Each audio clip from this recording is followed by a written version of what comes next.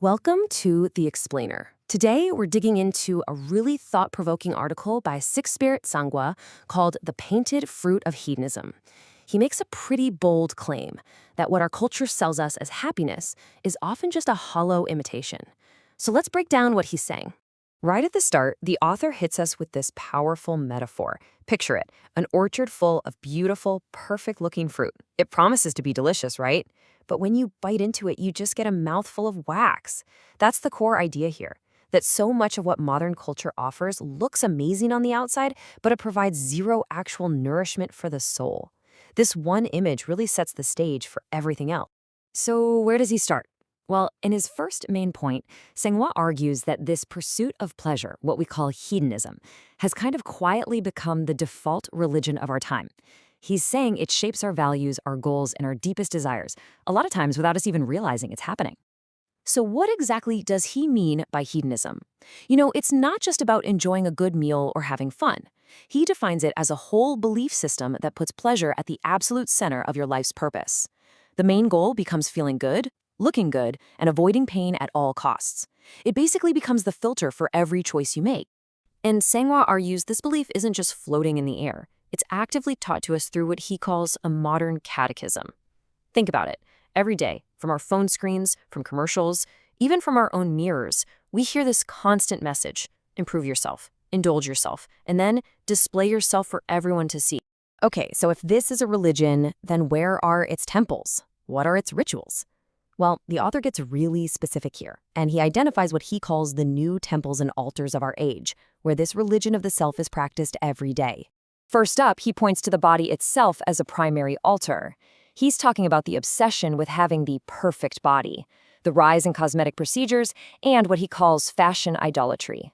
The key idea isn't that taking care of yourself is wrong, but that it can slip from good stewardship of your body into outright worship of your body, where your entire identity gets wrapped up in how you look. Next, he moves on to the altars of experience and image. He calls our perfectly curated online profiles digital masks. And he talks about something he calls experience addiction, that relentless, nagging feeling that you need to be at the next party, on the next trip, at the next big event. He argues this constant chase for the perfect photo or the perfect moment is really just a way to run from a feeling of inner emptiness. And finally, he looks at our habits of consumption and entertainment. This is the whole shebang: binge-watching entire seasons in a weekend, reckless spending, and what he calls status consumption. Buying things not because you need them, but just to look successful. He warns that all of this can lead to a kind of spiritual numbness, where we're just too distracted to think about anything deeper. So this is where his argument gets really crucial. He says that this nonstop chase for pleasure is fundamentally broken. It promises happiness, but in his view, it can never actually deliver. It just leaves you with what he calls an empty cup. And this slide really lays out the heart of his argument. He draws this super sharp line between pleasure and joy. On one hand, you've got pleasure. He says that's just a temporary feeling that depends on outside stuff, a good meal, a new phone. But on the other hand, you have joy. From his Christian viewpoint, joy is this deep, settled state in your soul that doesn't get shaken by your circumstances because it's rooted in who you belong to, in God. To really drive this point home, Sangwa pulls out this really stark warning from the Bible. The idea here is that a life that's completely given over to self-indulgence might look full and exciting from the outside, but on the inside, the soul can become spiritually lifeless. It's a shocking phrase: dead even while she lives. Now, the author takes this critique even deeper, into a theological space, especially when it comes to our bodies. He suggests that this modern obsession we have with changing how we look is way more than just a cultural trend. This is a really powerful claim he makes. He proposes that when we have this profound, unending dissatisfaction with the body God gave us, it can actually become a kind of protest against the Creator himself. It's like an unspoken statement that says, God, your work wasn't good enough. Let me fix it. It's a pretty provocative thought. Okay, so after laying all of that out, what's the solution? What's the antidote? He turns to some very traditional Christian language here. He calls it crucifying the flesh.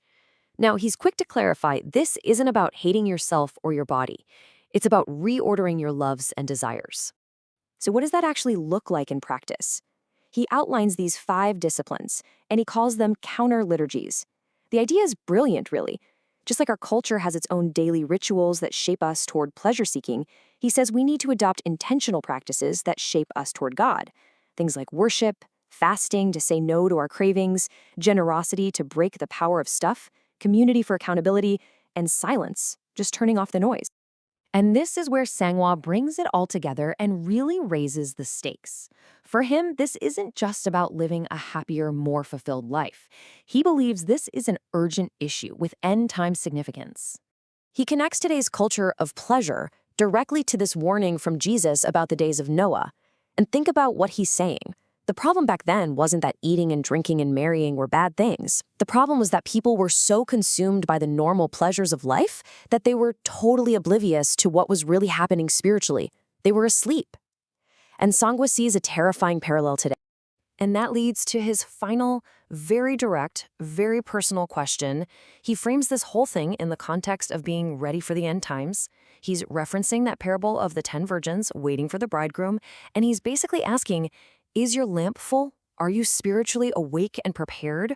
Or have you been lulled to sleep by the pleasures of this age, completely unprepared for what he believes is Christ's imminent return?